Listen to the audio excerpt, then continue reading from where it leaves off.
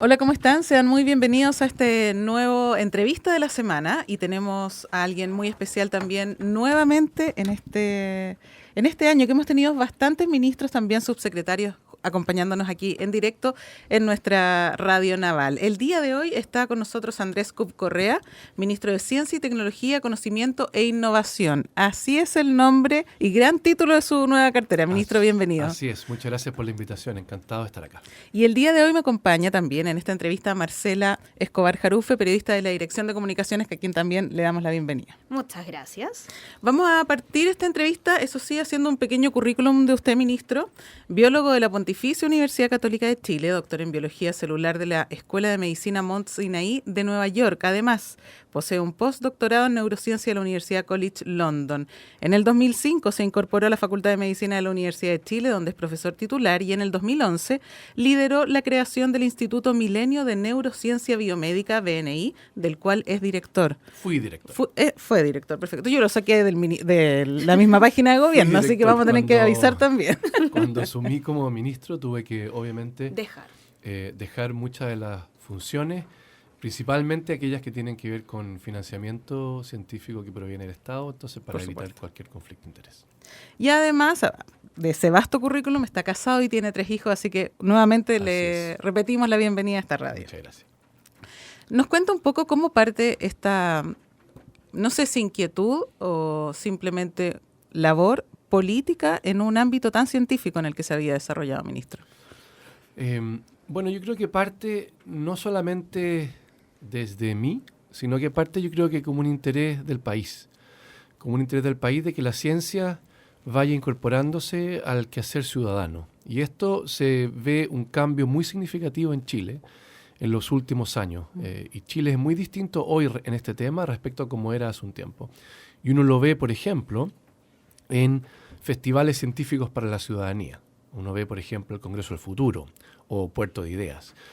También uno lo ve en el interés que suscita la ciencia en los medios de prensa. Y uno ve crecientemente a ciencia en los diarios, en las portadas de los diarios, en la televisión, en la radio, en programas documentales, en la conversación en general. Entonces yo creo que el interés nace de ver, por un lado, un país que despertaba frente a la ciencia y, por otro lado, de una comunidad científica, de una comunidad académica que, a pesar de que es una comunidad académica en Chile muy buena, tenemos, nosotros en Chile lideramos en América Latina en productividad científica, en todos los ámbitos, y también en la calidad de esa investigación.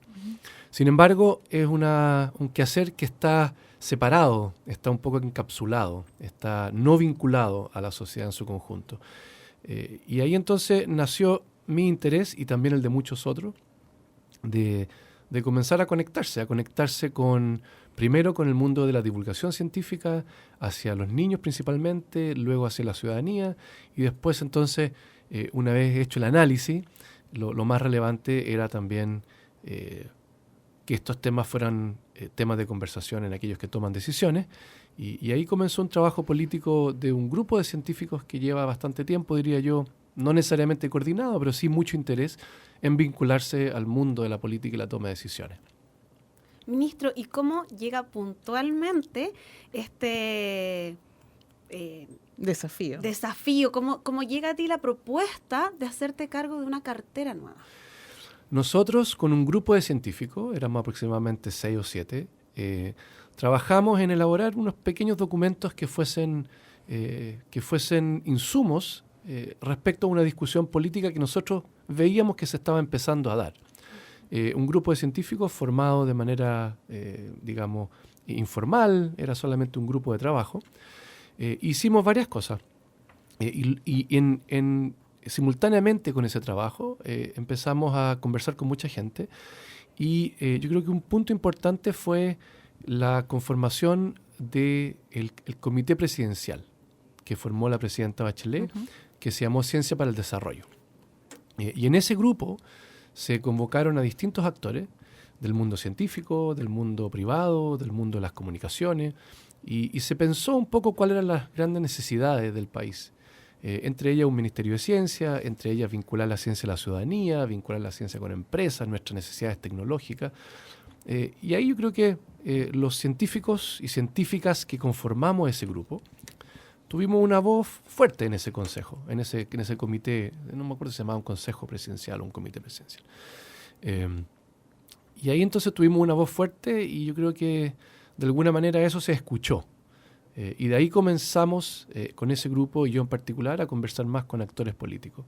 Y conversamos también durante las candidaturas presidenciales, estuvimos con el presidente Piñera durante la campaña presidencial, estuvimos dentro de ese grupo, hubo gente que participó en la elaboración del programa de gobierno en referencia a ciencia, no todos, pero hubo algunos que sí participaron. Y luego entonces de ese trabajo quedamos bien conectados en general con el mundo político, en particular con el mundo parlamentario y también con el Ejecutivo.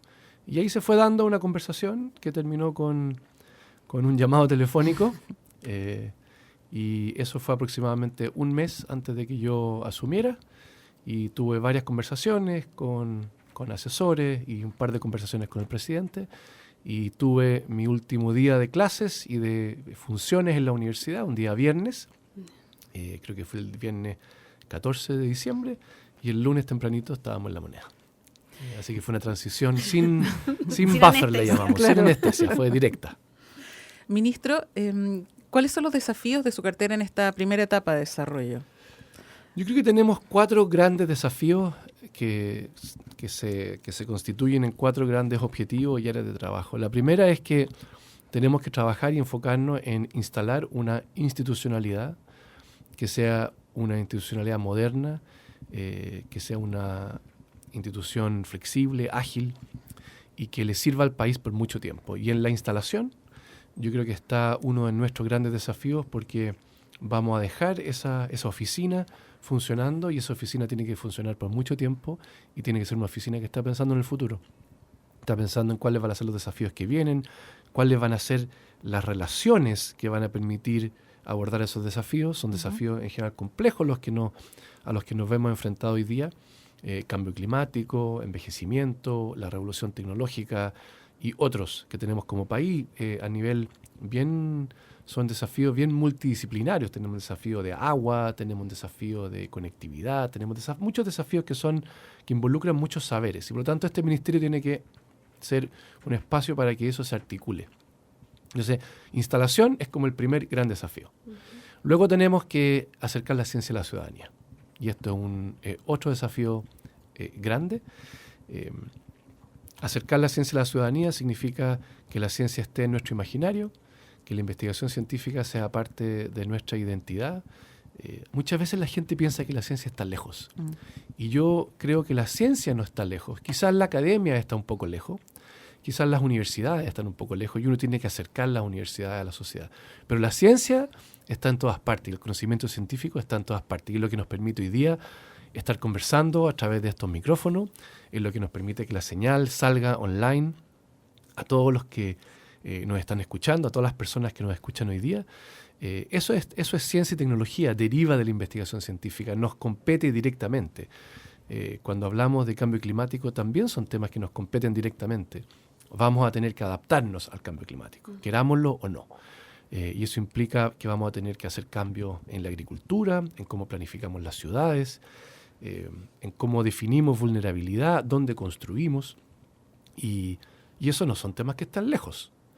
Y son temas que competen a la ciudadanía, y que son temas profundamente científicos, donde la ciencia es relevante para generar información, para tomar decisiones. Entonces, la ciencia está cerca. Pero ¿cómo mostramos eso? ¿Cómo hacemos que eso sea parte de cómo nosotros concebimos nuestra vida actual, que es una vida compleja, ¿sí? Y estamos muy cerca de la ciencia. Y en ese sentido nos parece fundamental que nos demos cuenta de eso, que lo valoremos, y que porque lo valoramos también decidamos hacerlo también en Chile con gran fuerza. Y después tenemos que fortalecer ya más el ámbito académico, ¿sí? Cómo se fortalece la investigación dentro de las universidades, cómo se fortalece la investigación también en la vinculación con empresas, cómo hacemos investigación también en lo que nosotros definimos como la cuarta área, que son estas agendas de futuro. Cómo nos enfrentamos, por ejemplo, a que somos un país que tiene laboratorios naturales, que son un territorio llenísimo de oportunidades que tenemos que utilizar, porque nos da ventajas comparativas. Las hemos usado en el norte. Por ejemplo, en el norte tenemos los observatorios astronómicos, porque tenemos muy buenos cielos, limpios, con muy baja humedad, con muchas horas, muchos días despejados al año. Y tenemos también la Antártica, que no hemos hecho el mismo esfuerzo, por ejemplo. Tenemos los océanos, que ahí nos empezamos a acercar también al ámbito de esta radio y probablemente también al corazón de los que nos están escuchando. Pero el océano también es una gran oportunidad que tenemos como chilenos y de aprovecharlo también para conocerlo y para que de alguna manera nos sirva al país. Servir en un sentido amplio, ¿sí? No estoy pensando solamente que las cosas sirven porque son, por supuesto, sí, qué sé yo, solamente que sirven con fines productivos, sino que tienen muchos otros fines. Pero eso también nos sirve como sociedad. Y en ese sentido, ministro, ¿cómo hacemos esta relación? De alguna forma hablas de la Antártica, los océanos. ¿Cómo este ministerio entra en las Fuerzas Armadas? ¿Cómo entra más específicamente en la Armada de Chile? Mira, primero, la gran función de este ministerio es articular, porque la ciencia no está en el Ministerio de Ciencia. ¿Ah? La ciencia hoy día en Chile se hace principalmente en la academia, pero no necesariamente tiene que hacerse ahí solamente en el futuro. La academia y la universidad es siempre un lugar importante para hacer investigación científica. Es un semillero de talento y así hay que reconocerlo, hay que cuidarlo, hay que promoverlo. Pero la ciencia en países desarrollados se hace en muchos lugares. Se hace en el mundo privado, se hace en la empresa y también se hace en distintas reparticiones públicas. Todos los ministerios hoy día tienen desafíos grandes que se pueden solucionar a través de investigación científica. Y son muy claros esos desafíos en transporte, por ejemplo, en agricultura, en minería. Entonces, la gran función de este ministerio es articular. Eso como primera cosa. Entonces, estamos intentando articularnos de manera muy estrecha con muchos sectores. Ya quizás, ahora refiriéndonos al sistema público, estamos pensando en articularnos con muchos actores del sistema público. Segundo, si uno mira cómo se desarrolla la investigación científica en el mundo en general, está muy vinculada a las Fuerzas Armadas, en general. En parte porque durante siglos anteriores, por ejemplo, en particular durante el siglo XVIII, por ejemplo, 1700, las grandes empresas, en el sentido de no una empresa productiva, sino que la gran tarea, ¿sí? Muchas veces combinaba lo que era un fin, por ejemplo, de exploración geográfica, con un fin militar, con un fin netamente científico de conocimiento. Y eso está íntimamente ligado. Y hay ejemplos muy bonitos, digamos. Por ejemplo, el descubrimiento de la vitamina C, que hoy día muchos de nosotros lo tomamos en esta época para prevenir los resfríos, no para curar los resfríos, pero si tenemos... Y es algo tan cotidiano, además. Es muy cotidiano. Bueno, eso responde, por ejemplo, a largos viajes de navegación, que eran viajes muchas veces militares, donde el escorbuto era un problema. Y por lo tanto, la solución es una solución que se busca en relación a una función. Y así se ha desarrollado una relación muy íntima entre las Fuerzas Armadas y la investigación científica. Y así es en todos los países. Y aquí existe en ese sentido una brecha. Nosotros no tenemos eso. No tenemos una vinculación ciencia con Fuerzas Armadas. Y cuando nosotros comenzamos a trabajar en el Ministerio nos pareció fundamental articular y en particular con las Fuerzas Armadas. Y hemos tenido reuniones entonces con el Ministro de Defensa, con quien tenemos una muy estrecha relación.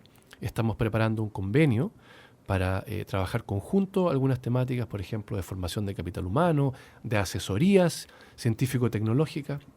Y luego que hicimos esa primera conversación, entonces comenzamos a trabajar con las distintas ramas, en distintos temas. Y con las Fuerzas Armadas hemos tenido muy buena llegada, con la Armada en particular hemos tenido una muy buen trabajo, partiendo por... de nuevo, una estrecha relación con el almirante Leiva y con otras autoridades con los que nos hemos reunido. Hemos visitado el CHOA, lo visitamos en profundidad, estuvimos en la inauguración del Mes del Mar También invitamos a la Armada a formar parte de los equipos que están trabajando en la cumbre de cambio climático en relación a ciencia, porque uno de los temas fundamentales de la cumbre de la COP25 es océanos, y por lo tanto invitamos a la Armada a participar ahí. Y entonces se formó una relación muy estrecha que nosotros creemos que tiene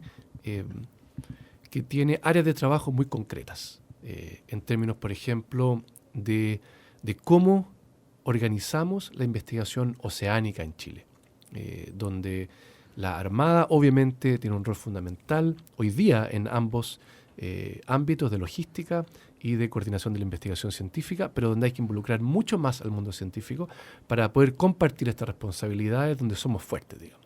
La Armada en la parte logística, la comunidad científica en la investigación y el Ministerio como articulador, ¿sí? Ese es un área de trabajo que nosotros vemos importante.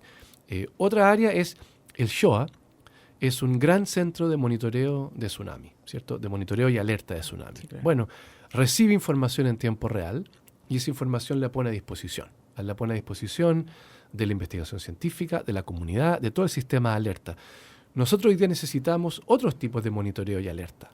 Por ejemplo, necesitamos un sistema de monitoreo y alerta hacia el cambio climático, donde nosotros podemos reunir información que provenga de múltiples fuentes, de la temperatura de los océanos, de los niveles del mar, de la temperatura atmosférica, del CO2 atmosférico, de las condiciones climáticas. Podemos concentrar esa información y pensar en un SHOA, en un equivalente al SHOA para un monitoreo, por ejemplo, de cambio climático.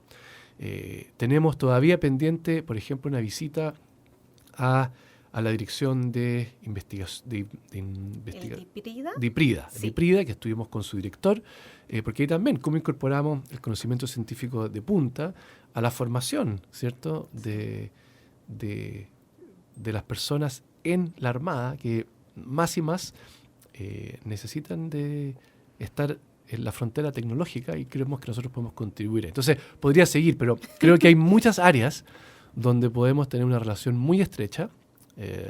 Estamos, yo creo que tanto la Armada como el Ministerio de Ciencia muy comprometidos, porque nos compete muy directamente. Nosotros tenemos una investigación oceánica que es de muy buen nivel. Tenemos muy buenos oceanógrafos. Claro. Contamos con uno de los mejores buques. Absolutamente, contamos con uno de los mejores buques, que es el Cabo de Horno, ¿no?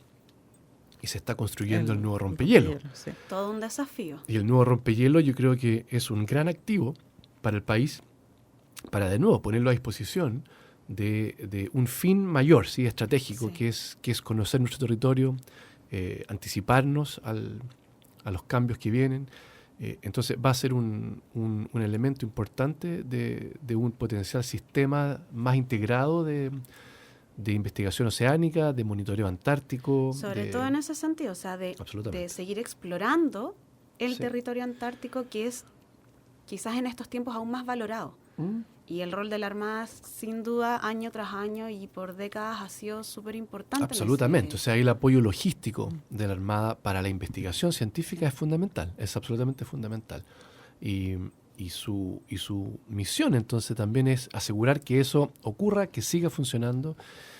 Tenemos oportunidades únicas en la Antártica de hacer investigación científica, no solamente nuestra, sino que de servir de apoyo logístico para muchos otros países que también hacen investigación en Antártica, y ampliarnos hacia las capacidades que tenemos de monitoreo en tiempo real. La experiencia, insisto, de la Armada en esto es, después del terremoto y después del tsunami, verdaderamente el SHOA es una institución que se puso a la cabeza de monitoreo y alerta, y tenemos que utilizarlo, tenemos que utilizar ese expertise, ese polo tecnológico para expandirlo hacia otras áreas donde necesitan capacidades similares. Ministro, con su formación biológica hay un tema también que nos compete a todos, que es la contaminación medioambiental, y además, como lo estábamos hablando con el tema de la Armada, del sistema del agua, de los mares, de los océanos. ¿Hay algún proyecto que nos pueda conversar sobre eso? ¿Hay alguna preocupación de parte suya en lo personal y también a nivel ministerial? Bueno, yo creo que tenemos una gran oportunidad este año en relación a la cumbre de cambio climático. Ha salido bastante en la prensa, pero quizás conviene también describirlo un poco, es la cumbre más grande que se hace de cambio climático en el mundo, se hace una vez al año. Este año ocurre entre el 2 y el 13 de diciembre. Ocurre aquí en Chile, en Santiago. Va a ser un gran evento que se va a hacer en el ex aeropuerto de Cerrillos. Congrega a más de 20.000 personas de 196 países más la Unión Europea. Es un gran evento para negociar temas de cambio climático y en particular para negociar cómo vamos a establecer las metas, cómo vamos a asumir compromisos con esas metas para frenar esencialmente la emisión de gases invernadero, para limitar el aumento de la temperatura y para establecer las condiciones de cómo nos vamos a adaptar. Entonces es un gran año para hablar de cambio climático, para aprender sobre cambio climático. Yo creo que como sociedad necesitamos aprender sobre cambio climático. Eso tiene mucha evidencia científica y ahí los científicos juegan un rol fundamental. Pero quizás en relación a la función del ministerio, lo que preguntabas tú, quizás ir más allá, porque quizás el ministerio, su principal función, no hoy día, porque estamos recién naciendo, pero sí en un futuro cercano, es contribuir a una economía sostenible. Y eso implica cambiar un poco el cómo nos enfrentamos a cómo producimos como humanidad, ¿sí? Y eso tiene tecnología. La solución no viene por otro lado. La solución viene por utilizar tecnología en, por ejemplo, lo que tú mencionabas, reciclaje, economía circular, avanzar hacia una economía sostenible, y eso es parte de una sociedad del conocimiento. Y tenemos que transitar hacia allá. Es un tránsito que para Chile no es fácil, porque en Chile tenemos una economía que se basa principalmente en recursos naturales, y esa es nuestra fortaleza. Entonces, no sacamos nada con decir tenemos que cambiar el modelo hacia una economía basada en conocimiento sin tomar el punto de partida, que es una economía que se basa en recursos naturales y usar también esas capacidades para incorporar tecnología, para desarrollar entonces nuevas cosas a partir de la tecnología, de la economía que está basada en recursos naturales. Y aquí solamente les quiero comentar ejemplos nomás, pero nosotros estamos en un plan de visitas regionales súper intenso y estamos muy entusiasmados con las visitas regionales porque nos abren, nos dan cuenta de las oportunidades del territorio chileno, que es extraordinario, ¿sí? Y diverso. Muy diverso, muy distinto. Con lo que yo llamo vocaciones distintas. Una vocación en el norte que es muy distinta a una vocación en el sur, de cómo se enfrenta al territorio. Pero, por ejemplo, estuvimos en Puerto Montt esta semana estuvimos en Puerto Montt, el lunes y martes. Y visitamos una empresa. Que se dedica a producir una cosa bien específica, enzimas. Es una empresa biotecnológica, biotech, como le llamamos nosotros, ¿cierto? Yeah. Es una empresa biotecnológica que produce enzimas para análisis toxicológicos. Esa es su especialización, muy precisa, muy especializado. Y ellos partieron utilizando desechos de la producción de, en este caso eran abalones, es decir, como un marisco. Sí. ¿Sí? Entonces, utilizando las capacidades, de nuevo, de recursos naturales, purificando enzimas a partir de los desechos. Entonces, uno piensa economía circular, los desechos de la industria acuícola, pero rápidamente vieron que las oportunidades no estaban necesariamente en la purificación de enzimas desde este molusco, sino que en la generación de enzimas sintéticas. Y están virando. Entonces, partieron de un recurso natural y se están convirtiendo rápidamente en una empresa de base tecnológica, donde la base es el conocimiento. Entonces, parte de los recursos naturales se inicia ahí, pero con la incorporación de conocimiento, entonces, esto transita hacia otro tipo de empresa, hacia una empresa donde el capital, donde los activos no son los recursos naturales, sino que son el talento de las personas que fueron capaces de virar rápidamente y reenfocar el negocio. Ese creo que es un muy buen ejemplo de cómo tenemos que hacer el tránsito. Exacto. No decir somos una economía que se basa en los recursos naturales, tenemos que desechar eso y cambiar, sino que también aprovecharlo, ¿m? Y también impulsar entonces un sector privado que también sea intensivo en conocimiento por sí solo, pero también tenemos aquí una oportunidad. No sé por qué me fui por este lado, pero estábamos hablando de algo distinto. No, pero es que, no, está muy bien porque tiene que ver también con la preocupación del Ministerio de también establecer en cada región las necesidades que cada una requiere respecto del tema del cambio climático, respecto del tema de la contaminación de las aguas, Exacto. de la contaminación del aire. Claro, porque como decían ustedes antes, el territorio es muy diverso y nosotros vamos a desconcentrarnos territorialmente en 5 seremías, solamente. Ya. No vamos a tener entonces seremía en todas las regiones, vamos a tener solamente en 5. Y vamos a tenerlas probablemente en aquellas regiones que tienen mayores capacidades de investigación, de innovación, pero tenemos que establecer entonces macrozonas Ya. para que estas seremías sirvan a una macrozona. Y la macrozona sí tiene que tener una vocación territorial compartida, Claro. para que podamos enfocar entonces la investigación científica y la innovación. Entonces probablemente van a haber macrozonas que agrupan a regiones del norte, a regiones del centro, del sur, del extremo austral, donde veamos que las vocaciones son compartidas, donde las oportunidades son parecidas, donde las capacidades son parecidas. ¿Y esas seremías más o menos así, ¿Mm? cuándo pretenden o la idea? No, esto es importante porque no hemos hablado de eso tampoco. El ministerio tiene que entrar en funcionamiento. El ministerio no está hoy día funcionando como institución. Hoy día Ya. tenemos autoridades nombradas, la subsecretaria Carolina Torrealba, yo como ministro, tenemos equipos que están asociados también a reparticiones del gobierno, pero tenemos que crear el ministerio. Y el ministerio lo vamos a crear, lo estamos creando, lo estamos poniendo en marcha, que llamamos nosotros, pero va a entrar en funcionamiento administrativo probablemente a fines de este año. Ahí va a estar el ministerio funcionando, se transfieren al ministerio todos aquellos programas, instrumentos que están hoy día dispersos en el Estado. Entonces, por ejemplo, se transfiere CONICIT, Ujú, Ya. perfecto. se transfiere el programa Milenio, se transfieren también capacidades de Corfo en relación a innovación de base científica y tecnológica. Y se transfiere también la división de innovación del Ministerio de Economía, porque queremos que sea un motor esto. No es solamente un ministerio de ciencia, llamamos esto, a mí a veces no me gusta decir esto mucho porque no quiero que los científicos se sientan mal, porque no es un ministerio para los científicos, es un ministerio donde la ciencia se pone al servicio del país. ¿Sí? Los científicos somos parte de esto para el país. Y eso tiene que ocurrir a fines de este año, principios del próximo. Y a continuación tienen que establecerse las seremías y las macrozonas. Entonces estamos hablando de que el primer trimestre del próximo año deberíamos tener seremías instaladas en 5 regiones.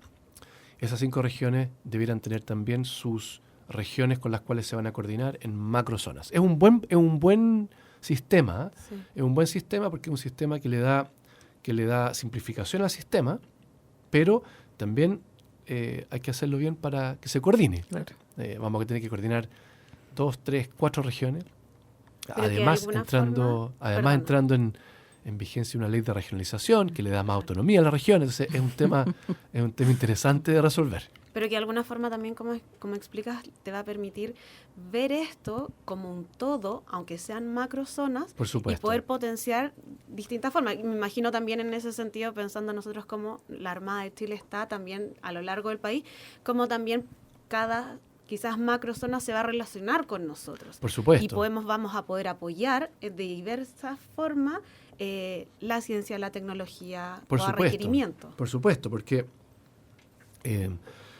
claro, las macrozonas van a tener, esperamos que tengan vocaciones, pero claro, después tenemos algunos aspectos transversales como nuestro océano, ¿sí? Sí.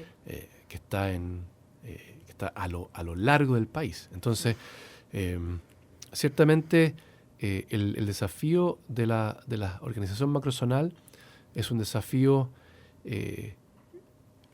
interesante y además es la primera vez que la ciencia se va a desconcentrar, no, eso está mal dicho, que la institucionalidad científica se va a desconcentrar territorialmente, porque hasta ahora ha sido un sistema muy centralizado.